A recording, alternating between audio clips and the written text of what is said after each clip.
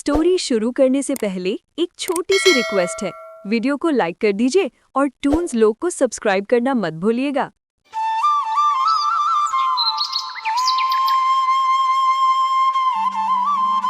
पुराने ज़माने की बात है। एक छोटे से गांव शिवनगर में एक बहुत बड़ा साहूकार रहता था जिसका नाम वीरेंद्र सिंह था। वीरेंद्र अविवाहित था और उसके माता पिता का भी बहुत पहले देहांत हो चुका था। वो अकेला ही विशाल हवेली और सैकड़ों एकड़ ज़मीन का मालिक था। उसने पूरे गांव के लोगों को अपना कर्जदार बना रखा था। गांव वाले उसका भारी ब्याज चुकाते चुकाते तंग आ चुके थे। वीरेंद्र के घर एक सेवक सालों से काम करता आ रहा था जिसका नाम भोलानाथ था। भोला वीरेंद्र से उम्र में बहुत बड़ा था। वीरेंद्र उसे बचपन से ही घर में सेवा करते देखता आया था, इसलिए उस पर अटूट भरोसा करता था। एक दोपहर गांव की चौपाल पर दो किसान मोहन और सुरेश आपस में बैठे अपनी पीड़ा का बखान कर रहे थे। 10 साल सुरेश भाई, 10 साल बीत गए इस कर्ज के बोझ तले। आज तक मैं मूल रकम भी नहीं चुका पाया हूँ, सिर्फ ब्याज ही ब्याज चुकाता रहा हूँ। अरे रकम क्या चुकाओगे मोहन, मैं तो रकम की एक पाई भी नहीं लौटा पाया। अभी तक तो ब्याज ही चुका रहा हूँ। पता नहीं ये सब कब खत्म होगा। छोटे साहब ने ब्याज ही इतना लगा रखा है। लेकिन छोटे साहब ने हमारे बारे में एक बार भी नहीं सोचा। बस वे अपनी तिजोरी भरते जा रहे हैं। सोचेंगे भी क्यों, बचपन से ही इतने ऐश और आराम में पले बड़े हैं। वे हम गरीबों की दशा क्या समझेंगे। उन्हें तो बस अपने पैसे का सूद चाहिए। और हम भी मजबूर हैं, क्या करें। पूरे गांव वालों की जमीन उनके पास गिरवी पड़ी है। अगर इस साल भी ब्याज नहीं चुकाया तो वे जमीन हथिया लेंगे, फिर हमारा क्या होगा। ये सारी बातचीत भोला सुन रहा था। ये सुनकर भोला की आंखें नम हो गईं। वो गांव के हर परिवार की समस्या जानता था, पर वो खुद एक नौकर था, एक मजबूर इंसान। वीरेंद्र सिंह के सामने कुछ कहने का साहस उसमें नहीं था। उस साल भगवान ने भी कृपा नहीं की। भयंकर अकाल पड़ा। बारिश नाम मात्र की हुई, खेत सूख गए, गांव में हाहाकार मच गया। तब भोला वीरेंद्र सिंह से कहता है, छोटे साहब, मुझे आपसे एक जरूरी बात करनी है। क्या बात है भोला, जल्दी बोलो, मेरे पास समय नहीं है। छोटे साहब, इस साल तो भगवान भी नाराज हैं। गांव में भयंकर अकाल पड़ा है। सभी लोग बहुत परेशानी में हैं। किसी के पास ब्याज देने के लिए फूटी कौड़ी तक नहीं है। यहाँ तक कि उनके बच्चे भूखे सो रहे हैं। तो मैं इसके लिए जिम्मेदार थोड़ी ही हूँ। उन्होंने कर्ज लिया था तो चुकाना भी होगा। मेरी आपसे विनती है साहब, इस साल के लिए गांव वालों का ब्याज माफ कर दीजिए। उन्हें कुछ राहत दीजिए, वरना तो ये लोग टूट जाएंगे। ये तुम क्या कह रहे हो भोला? बिल्कुल नहीं, मैं एक पैसा भी माफ नहीं करूंगा। उन्हें कर्ज लेने से पहले सोचना चाहिए था। अकाल, बाढ़, ये सब प्रकृति का खेल है। मेरे पैसे का इससे क्या लेना देना। लेकिन साहब। कोई लेकिन नहीं, मेरे लिए मेरा पैसा सबसे ज्यादा जरूरी है। बेचाहे भूखे क्यों ना मर जाएं, मुझे कोई फर्क नहीं पड़ता। और तुम्हें याद दिला दूं, तुम्हें उन लोगों की तरफदारी करने के लिए मैंने यहाँ नहीं रखा है। तुम्हारा काम है मेरे आदेश का पालन करना। कल सुबह तक सभी कर्जदारों से ब्याज की रकम वसूल करके लाओ, वरना समझ लो तुम्हारी नौकरी यहीं खत्म हो जाएगी। अब जाओ मेरी नजरों के सामने से। वीरेंद्र की क्रोधित स्वर और धमकी ने भोला को स्तब्ध कर दिया और भोला निराश होकर अपनी कुटिया की ओर चल पड़ा। भोला के चेहरे की निराशा देखकर उसकी पत्नी माया ने चिंतित होकर पूछा, जी, आप बहुत परेशान दिख रहे हैं। आंखों में उदासी है। क्या बात है? क्या छोटे साहब ने कुछ कहा? माया, तुम तो जानती ही हो इस साल कितना भयंकर अकाल पड़ा है। इसका असर पूरे गांव पर हुआ है। मैंने छोटे साहब से इस साल ब्याज ना लेने की विनती की तो उन्होंने न केवल साफ इनकार कर दिया, बल्कि मुझे ही डांट फटकार लगा दी। हे राम, छोटे साहब इतने कठोर दिल कैसे हो सकते हैं? उन्हें लोगों पर जरा भी दया नहीं आती। अब तुम ही बताओ, गांव के लोग कहाँ से उनके पैसे लौटाएंगे? और तो और, उन्होंने मुझे कल सुबह तक सबसे ब्याज वसूल कर लाने को कहा है। अगर मैं ये नहीं कर पाया तो उन्होंने मुझे नौकरी से निकालने की धमकी दी है। अब तुम ही बताओ, मैं क्या करूं? गरीबों से पैसे वसूलूं या अपनी नौकरी गंवा दूं? दोनों ही रास्ते मुश्किल से भरे हैं।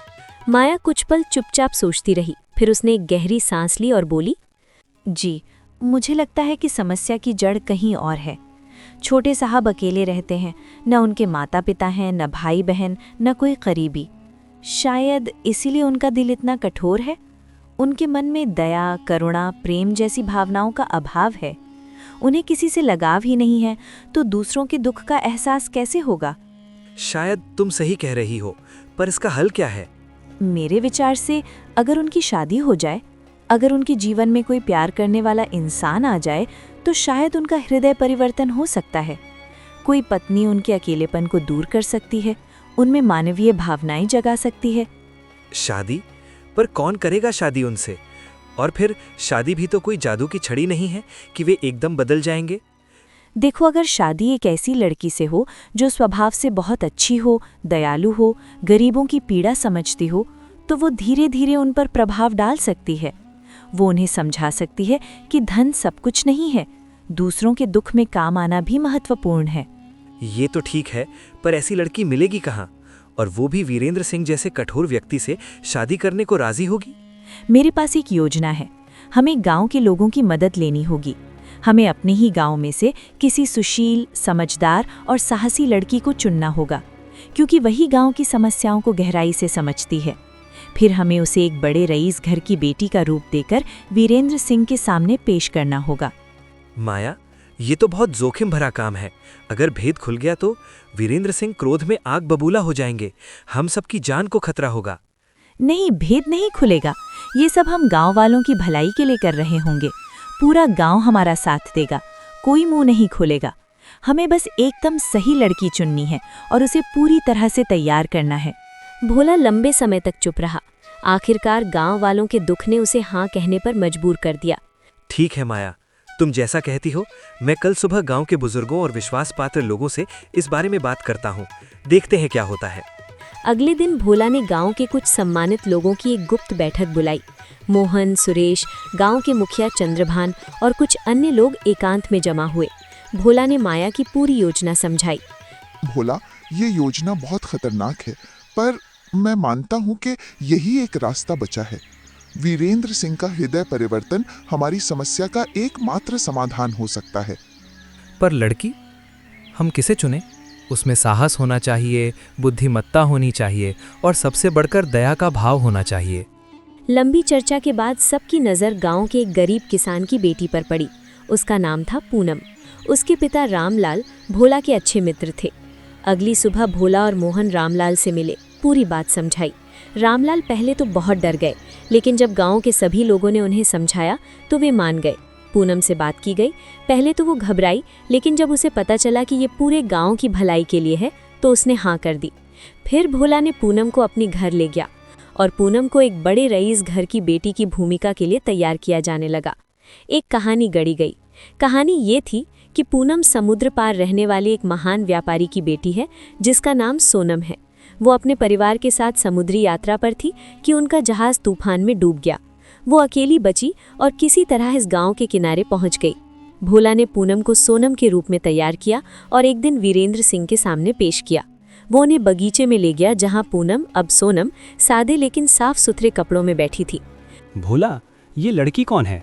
ये हमारे बगीचे में क्या कर रही है? छोटे साहब, ये लड़की बहुत मुसीबत में है। ये आपकी शरण में मदद मांगने आई है।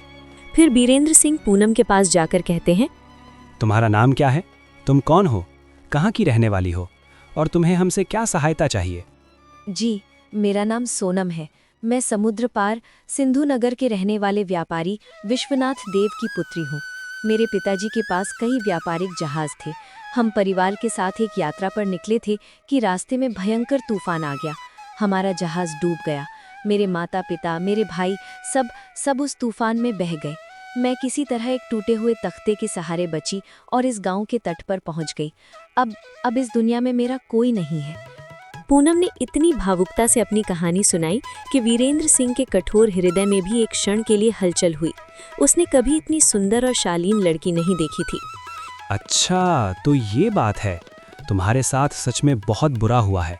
तुम फिक्र मत करो, हम तुम्हारी मदद करेंगे। तुम एक काम करो, तुम यहीं रहो। हम तुम्हारे घर वालों और रिश्तेदारों का पता लगाने की कोशिश करेंगे। जब तक उनका पता नहीं लग जाता, तुम यहीं हमारी हवेली में रह सकती हो। तुम्हें यहाँ किसी बात की कोई कमी नहीं होगी। वीरेंद्र सिंह के व्यवहार में आया ये छोटा सा बदलाव भोला और गांव वालों के लिए एक आशा की किरण था। पूनम हवेली में रहने लगी।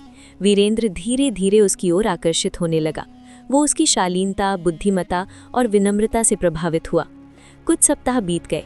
एक दिन भोला ने वीरेंद्र से कहा, छोटे साहब, मुझे लगता है कि सोनम जी के परिवार वाले शायद अब इस दुनिया में नहीं रहे। अब वो पूरी तरह से अनाथ और अकेली हो गई हैं। मैं सोच रहा था क्यों ना आप उनसे विवाह कर लें। विवाह? भोला, तुम? देखिए साहब, वैसे भी आपकी उम्र हो चली है, आपको विवाह कर लेना चाहिए। और सोनम जी का भी इस दुनिया में कोई नहीं है, और वो हैसियत में भी आपके बराबरी की हैं। आप दोनों एक दूसरे के लिए उपयुक्त हैं। भोला, शायद तुम सही कह रहे हो। मैं भी ऐसा ही कुछ सोच रहा था। वैसे भी मुझे विवाह तो करना ही है, क्यों ना मैं सोनम से ही विवाह कर लूं। पर क्या वो इस बात के लिए राजी होगी? छोटे साहब, वो आप मुझ पर छोड़ दीजिए, मैं उनसे बात करता हूँ। वैसे भी उनका तो इस दुनिया में कोई है भी नहीं, तो मुझे नहीं लगता उन्हें कोई आपत्ति होगी। वो भी मान जाएंगी। भोला ने पूनम से बात की। पूनम ने कहा कि वो विवाह के लिए तैयार है, लेकिन उसकी एक शर्त है। भोला वापस वीरेंद्र के पास गया। छोटे साहब, सोनम जी विवाह के लिए तैयार हैं, लेकिन उनकी एक शर्त है।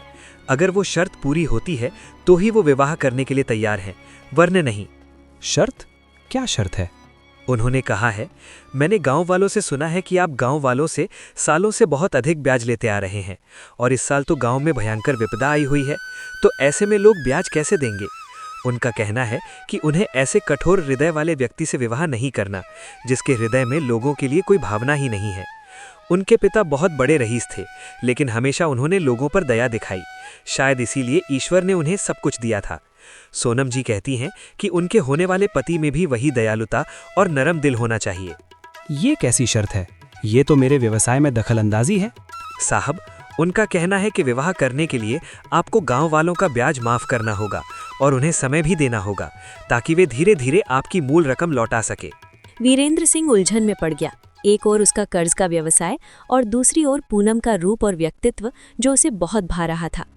ठीक है, उनकी शर्त मंजूर है। गांव वालों का इस साल का ब्याज माफ और मूल रकम चुकाने के लिए उन्हें 2 साल का और समय दे दो, पर यह आखिरी रियायत है। ये समाचार सुनकर पूरा गांव खुशी से झूम उठा। भोला, माया और सभी गांव वाले राहत की सांस लेने लगे। वीरेंद्र सिंह और सोनम का विवाह धूमधाम से संपन्न हुआ। विवाह के बाद पूनम ने अपनी भूमिका निभानी शुरू कर दी। वो वीरेंद्र के प्रति एक आदर्श पत्नी की तरह व्यवहार करती रही। वो गांव वालों की मदद करने के लिए प्रोत्साहित करती। धीरे धीरे वीरेंद्र के व्यवहार में बदलाव आने लगा। वो पहले से थोड़ा नर्म हो गया। समय बीतता गया। पूनम को एक पुत्री हुई। वीरेंद्र पिता बनकर कुछ और कोमल हुआ। वो अपनी बेटी को बहुत प्यार करता था। एक दिन पड़ोस के एक गांव में एक भव्य महल जैसा भवन बिक्री के लिए आया। वीरेंद्र उसे खरीदने की इच्छा से वहां पहुंचा। वहां एक और धनी व्यापारी रंजीत सिंह उस महल को खरीदने आया हुआ था।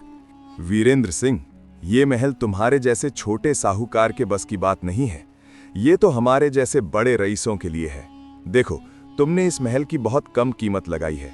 मैं इसकी 2 गुनी कीमत देने को तैयार हूँ। ये महल मेरा ही होना चाहिए। मैं तुम्हें कल ही इसकी कीमत नकद दे दूंगा। महल के मालिक ने रंजीत की ऊंची बोली सुनकर वीरेंद्र से मना कर दिया और महल रंजीत को बेचने का वादा कर दिया। रंजीत के सामने उसका अपमान हुआ। वो गुस्से से भरा हुआ घर लौटा। उस अहंकारी रंजीत ने मेरे सामने मुझे जलील कर दिया। आज तक मेरे ऐसे दिन नहीं आए। मेरे जितना रईस आदमी आसपास के कई गांवों में नहीं था, लेकिन आज मेरे पास इतना धन नहीं है कि उस महल को खरीद सकूं। ये सब सोनम की शर्त की वजह से हुआ है। मैंने गांव वालों का ब्याज माफ कर दिया, इसलिए आज मेरे पास पैसों की कमी है, वरना आज मेरे पास इतना धन होता कि वो महल मैं ही खरीदता। क्रोध और अपमान के आवेग में वीरेंद्र ने एक गलत कदम उठाया। उसने अपने कुछ विश्वस्त नौकरों को बुलाया और उन्हें रंजीत सिंह के घर से धन चुरा लाने का आदेश दिया। रात के अंधेरे में उसके लोगों ने रंजीत के घर में सेंध लगाई और उसकी तिजोरी से बहुत सारा धन लूट लिया। अगली सुबह रंजीत सिंह के महल में कोहराम मच गया। चोरी! मेरे घर चोरी हुई है। मेरी तिजोरी खाली हो गई है। मैं बर्बाद हो गया। मेरी जिंदगी भर की कमाई चली गई। निराश और हताश रंजीत सिंह महल के मालिक के पास गया। मुझे माफ करना, लेकिन मैं ये महल नहीं खरीद पाऊंगा। दरअसल मेरे घर बहुत बड़ी चोरी हो गई है। मैं तुम्हें इस महल की कीमत नहीं दे पाऊंगा। तभी वहां वीरेंद्र सिंह भी पहुंच गया। क्या हुआ रंजीत सिंह? ये सब तो बहाने हैं। शायद तुम्हारी हैसियत ही नहीं है कि तुम ये महल खरीद पाते। कल तो बहुत बड़ी बड़ी बातें कर रहे थे कि तुम बहुत बड़े रईस हो, तुम्हारे पास बहुत पैसे हैं। अब क्या हो गया? शायद ऊपर वाले ने आज तुम्हारे मुंह पर यह तमाचा मारा है। अब तुम्हारी औकात तो मेरे सामने खड़े होने की भी नहीं है। ये महल तो अब मेरा ही होगा। जिसके किस्मत में जो लिखा है वो उसी को मिलकर रहता है। शायद महल मेरे किस्मत में लिखा था, तुम्हारे नहीं, इसलिए ये सब कुछ हुआ। रंजीत सिंह चुपचाप अपमानित होकर वहां से चला गया। वीरेंद्र ने कम कीमत में वो महल खरीद लिया। उसे अपनी चालाकी पर गर्व हो रहा था, लेकिन उसे ये एहसास नहीं था कि उसने एक बहुत बड़ा पाप किया है।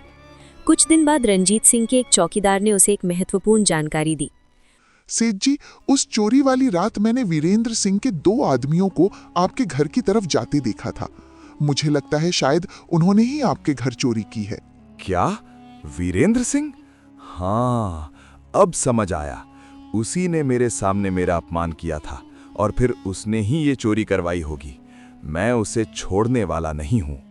क्रोध में आग बबूला रंजीत ने एक चाल चली। उसने अपने गुप्तचरों को वीरेंद्र सिंह के गांव भेजा। वे सब्जी वाले बनकर गांव में रहने लगे और लोगों से मेलजोल बढ़ाने लगे।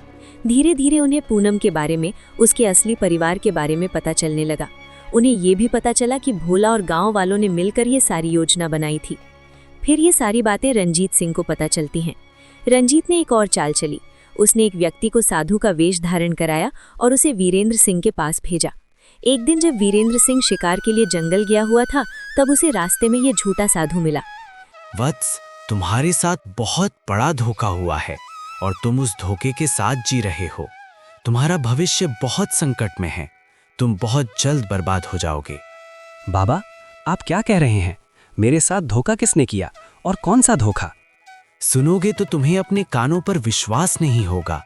तुम्हारे पैरों तले जमीन खिसक जाएगी। बताइए ना बाबा, क्या बात है? किसने मेरे साथ धोखा किया है? तुम्हारे घर में जो लड़की है, जो तुम्हारी पत्नी बनी हुई है, वही एक धोखा है। और तो और तुम्हारा सबसे करीबी सेवक भोला, इस धोखे की शुरुआत तो उसी ने की है। वही उस लड़की को तुम्हारे घर लाया है। वो लड़की तुम्हारे गांव के ही एक गरीब लकड़हारे की बेटी पूनम है, जो तुम्हारे घर पर सोनम बनकर रह रही है। गांव वालों और भोला ने मिलकर तुम्हारे साथ बहुत बड़ा धोखा किया है। सभी मिलकर तुम्हारा धन संपत्ति हथियाना चाहते हैं। नहीं, ये सब झूठ है। ये नहीं हो सकता। मैं मान ही नहीं सकता। अगर तुम्हें ये सब झूठ लग रहा है तो जाओ, उस लकड़हारे के घर जाओ, जिसकी बेटी तुम्हारे घर में तुम्हारी पत्नी बनकर रह रही है। सच्चाई सामने आ जाएगी। वीरेंद्र सिंह उलझन में पड़ गया। उसे कहीं ना कहीं बाबा की बातों पर विश्वास होने लगा। उसने तुरंत गांव के उस लकड़हारे रामलाल के घर जाने का निश्चय किया और उसकी झोंपड़ी की तरफ चल दिया। रामलाल, तुम्हारी बेटी पूनम कहाँ है? सच सच बताओ। साहब, पूनम वो तो... सच बोलो। अगर तुमने झूठ बोलने की कोशिश की तो मैं तुम्हारी बेटी पूनम को मार डालूंगा। नहीं नहीं साहब, ऐसा मत कीजिए। हमें माफ़ कर दीजिए। हमने ये सब भोला भैया के कहने पर किया था। इसमें हमारी कोई गलती नहीं है। मेरी बेटी निर्दोष है। उसने कुछ नहीं किया। उसने तो भोला भैया के कहने पर ही आपसे शादी की थी। ये सब भोला भैया का किया धरा है। इसमें हमारा कोई कसूर नहीं है। हमें माफ़ कर दीजिए। रामलाल के मुंह से निकले हर शब्द ने वीरेंद्र के क्रोध को भभकता हुआ ज्वालामुखी बना दिया। उसने सारी सच्चाई समझ ली। वो गुस्से से तमतमाता हुआ सीधे अपनी हवेली में पहुंचा। पूनम, ओ पूनम, तुरंत यहाँ आओ। जी, क्या बात है? आप इतने क्रोधित क्यों हैं? मैंने पूनम कहा। तुम्हारा नाम पूनम है क्या? सोनम नहीं? जी नहीं, मेरा नाम पूनम नहीं, सोनम है। मैंने ठीक से सुना नहीं। झूठी, मक्कार, और कितना झूठ बोलोगी? तुम्हारी सच्चाई मेरे सामने आ चुकी है। अभी के अभी निकल जाओ मेरे घर से। तुम्हारे लिए मेरे घर में कोई जगह नहीं है। और अपनी बच्ची को भी यहाँ से लेकर जाओ। तेरी हिम्मत कैसे हुई मुझसे झूठ बोलने की और मुझसे शादी करने की? तेरी तो मेरे सामने खड़े रहने की भी औकात नहीं है। दूर हो जा मेरी नज़रों से, वरना तुझे और तेरी बच्ची को मैं अभी यहीं मार डालूंगा। पूनम को ये सब सुनकर बहुत बड़ा धक्का लगा। उसने सोचा, इनको ये सारी बातें कैसे पता चल गई? अब क्या होगा? मुझे लगता है मेरा यहाँ से जाना ही ठीक होगा, नहीं तो ये मेरी और मेरी बच्ची की जान ले लेंगे। और वो वहाँ से चली जाती है। अगला निशाना था भोला। वीरेंद्र ने उसे बुलाया। भोला, मैंने तुझ पर कितना भरोसा किया था और तूने मेरे भरोसे का ये सिला दिया। ये सब तूने मेरी दौलत के लिए किया ना? इसलिए तूने एक भिखारी लकड़हारे की बेटी को यहाँ ले आया। तो उसके जरिए मेरी सारी धन दौलत पाना चाहता था। ये सब तेरी चाल थी। तू तो आस्तीन का सांप निकला। नहीं छोटे साहब, आप गलत समझ रहे हैं। मैंने ये सब आपकी दौलत के लिए नहीं किया। मैंने तो बस गांव वालों की भलाई के लिए किया था। वे भला सारे गांव वाले इतना ब्याज कहाँ से देते? मैंने सोचा कि अगर आपकी शादी हो जाए तो आपका भी दिल पिघल जाएगा, आपका भी घर बस जाएगा, कहीं ना कहीं आप बदल जाएंगे। बस यही सोचकर मैंने आपकी शादी करवाई थी। मैंने ये सब खुद के लिए नहीं किया था। मेरा यकीन कीजिए, इसमें मेरा खुद का कोई स्वार्थ नहीं था। बस अब बहुत हो चुका। अब मैं तुम्हारी बातों में नहीं आऊँगा। मुझे तुम सब लोगों की सच्चाई पता चल गई है। निकल जा मेरे घर से और आइंदा मेरे सामने मत आना, वरना मुझसे बुरा कोई नहीं होगा। भोला ने वीरेंद्र को समझाने की बहुत कोशिश की, लेकिन वीरेंद्र ने एक न सुनी। उसने तुरंत भोला को नौकरी से निकाल दिया और भोला अपने घर की ओर चल दिया। भोला निराश और हताश होकर अपनी पत्नी माया के पास पहुंचा और सारी कहानी सुनाई। दोनों पति पत्नी बहुत दुखी हुए। उधर वीरेंद्र सिंह अब पूरी तरह से अकेला और कड़वा हो चुका था। उसे लगता था कि पूरी दुनिया ने उसके साथ धोखा किया है। एक शाम वही झूठा साधु फिर हवेली में आया। बाबा, आप फिर यहाँ? हाँ बेटे, मैं जानता हूँ तुम इस वक्त बहुत परेशानी में हो। तुम्हारे अपनों ने तुम्हें धोखा दिया है। हाँ बाबा, मैं पूरी तरह से टूट चुका हूँ। मेरे अपनों ने मुझे बहुत बड़ा धोखा दिया है। मैं तो कभी सोच भी नहीं सकता था कि वो सोनम एक गरीब लकड़हारे की बेटी निकलेगी, और वो भोला जो सालों से हमारे यहाँ काम कर रहा था, उसने मेरे साथ इतना बड़ा विश्वासघात किया। आपका बहुत बहुत धन्यवाद बाबा। आज आपकी वजह से मैं इन सब की सच्चाई जान पाया। अब सुनो बेटे, मेरी एक भविष्यवाणी है। तुम्हारे जीवन में एक ऐसी लड़की आएगी जिसके आते ही तुम्हारा जीवन पूरी तरह से बदल जाएगा। तुम्हारे पास इतना धन, ऐश्वर्य और सुख आएगा जिसकी तुमने कभी कल्पना भी नहीं की होगी। ये सब उस लड़की के आने की वजह से होगा। वो लड़की तुम्हारे लिए बहुत भाग्यशाली होगी। तुम इस लड़की से विवाह करना, तुम्हें जीवन में कभी कोई हरा नहीं पाएगा। क्या आप सच कह रहे हैं बाबा? वो लड़की मुझे कहाँ मिलेगी? कब मेरे जीवन में आएगी? कल सुबह होते ही तुम नदी के घाट पर जाना। वहां सर्वप्रथम तुम्हें जो लड़की दिखाई देगी वही तुम्हारी जीवन संगिनी बनेगी। वीरेंद्र को फिर से एक आशा की किरण दिखाई दी। अगली सुबह वो नदी के घाट पर गया। सचमुच वहां एक सुंदर युवती बैठी हुई थी। वो वेश्या थी जिसे रंजीत सिंह ने पहले से ही पैसे देकर तैयार कर रखा था। उसका नाम चंदा था। तुम कौन हो? कहाँ की रहने वाली हो? और तुम इतनी सुबह यहाँ अकेली? मैं एक अनाथ हूँ। इस दुनिया में मेरा कोई नहीं है। मैं बहुत परेशानी में हूँ। मेरे रहने का भी ठिकाना नहीं है। तुम चिंता मत करो, तुम मेरे साथ घर चलो। यहाँ ऐसे अकेले घूमना ठीक बात नहीं। तुम्हारे साथ कभी भी कुछ भी हो सकता है। मैं तुम्हारे भले के लिए ही कह रहा हूँ, मेरे साथ चलो। चंदा वीरेंद्र के साथ हवेली में आ गई। वीरेंद्र ने उसे आदर और सुरक्षा दी। वो सोचने लगा, अगर मैं आज ही उससे शादी की बात करूं तो अजीब लगेगा। एक काम करता हूं, थोड़े दिन इंतजार कर लेता हूं, उसके बाद ही शादी की बात करूंगा। कुछ दिन बीत गए। वीरेंद्र चंदा पर पूरा विश्वास करने लगा। एक रात जब वीरेंद्र गहरी नींद में सो रहा था, चंदा ने और उस झूठे साधु ने, जो रंजीत का आदमी था, मिलकर वीरेंद्र की तिजोरी तोड़ी और सारा धन लेकर भाग गए। उसी रात भोला अपनी झोपड़ी में सो नहीं पा रहा था। वो गांव की तरफ टहलने निकला। अचानक उसने दो आदमी को हवेली से निकलकर जंगल की ओर भागते देखा। भोला ने चुपके से उनका पीछा किया। वे दोनों सीधे रंजीत सिंह के महल में घुसे। सेठ जी, हमने आपका काम कर दिया है। वीरेंद्र की तिजोरी का सारा धन ले आए हैं। आपका सारा धन अब आपके पास वापस आ चुका है, और साथ में उसकी अपनी कमाई भी। शाबाश, तुम दोनों ने बहुत बढ़िया काम किया है। अब उस वीरेंद्र को अच्छा सबक मिला होगा। उसने मेरे साथ जो किया उसका उसे मुंहतोड़ जवाब मिल गया। भोला ये सब छिपकर सुन रहा था। अब उसे पूरी साजिश समझ में आ गई। उसने फौरन वापस गांव की ओर चल दिया। दूसरी ओर सुबह वीरेंद्र की नींद खुली तो उसने चंदा को अपने कमरे में नहीं पाया। उसने पूरी हवेली में उसे ढूंढा, पर वो कहीं नहीं मिली। तभी उसकी नजर टूटी हुई तिजोरी पर पड़ी। उसकी सारी दौलत गायब थी। तभी भोला हांफता हुआ हवेली में दाखिल हुआ। छोटे साहब, आप सुनिए। भोला, तू यहाँ क्यों आया है? मैंने तुझे मना किया था, जा यहाँ से। साहब, आपकी सारी दौलत चोरी हो गई है ना? मैं जानता हूँ किसने की है। मैंने रात में उन्हें भागते देखा था। मैंने उनका पीछा किया। वे सीधे रणजीत सिंह के महल में गए। वो साधु और वो लड़की दोनों रणजीत सिंह के आदमी हैं। ये सब रणजीत की साजिश थी। उसने आपसे बदला लिया है। क्या? रंजीत? उसी ने? पर बाबा ने तो। वो बाबा झूठा था साहब। उसने पहले आपको पूनम के बारे में बताकर आपके और आपके अपनों के बीच फूट डलवाई। फिर उसने आपको उस झूठी लड़की से मिलवाया ताकि वो आपकी दौलत लूट सके। ये सब रंजीत की चाल थी। वीरेंद्र को अब सब कुछ समझ में आ गया। उसने अपनी गलती का एहसास किया। उसने न केवल अपना सारा धन गवा दिया था, बल्कि उसने उन लोगों को भी खो दिया था जो सच में उसका भला चाहते थे। भोला, मुझे माफ कर दो। मैंने बहुत बड़ी गलती की। मैं अंधा था। मैंने तुम्हारी और पूनम की नेक नीयत को नहीं समझा। मैंने तुम्हें दोष दिया जबकि तुम सच में मेरा और गांव का भला चाहते थे।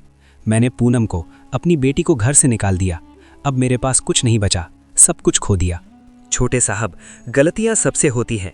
महत्वपूर्ण यह है कि हम उनसे सीखें। आप अब जाग गए हैं, यही बड़ी बात है। पर अब क्या होगा? मेरी सारी दौलत गई। पूनम और मेरी बेटी कहाँ हैं? क्या तुम मुझे उनके पास ले चलोगे? क्या तुम मुझे माफ़ कर पाओगे? क्या पूनम मुझे माफ़ कर पाएगी? छोटे साहब, पूनम और आपकी बेटी सुरक्षित हैं। वे मेरे घर पर हैं। माया उनकी देखभाल कर रही है।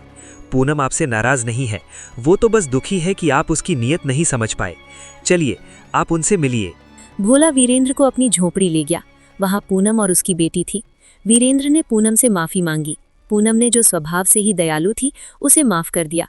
उसने कहा कि उसने तो शुरू से ही उसे बदलने की कोशिश की थी और अब जब वो खुद बदल गया है तो उसे वापस लेने में कोई आपत्ति नहीं है। वीरेंद्र ने गांव के सभी लोगों को बुलाया। उसने सारे गांव के सामने अपनी गलतियों के लिए क्षमा मांगी। उसने घोषणा की कि अब से वो सभी का कर्ज माफ कर रहा है और सभी गांव वाले खुशी खुशी रहने लगे। हेलो दोस्तों, कहानी पसंद आई हो तो जल्दी से टून्स लोग को सब्सक्राइब करो और घंटी भी दबा दो।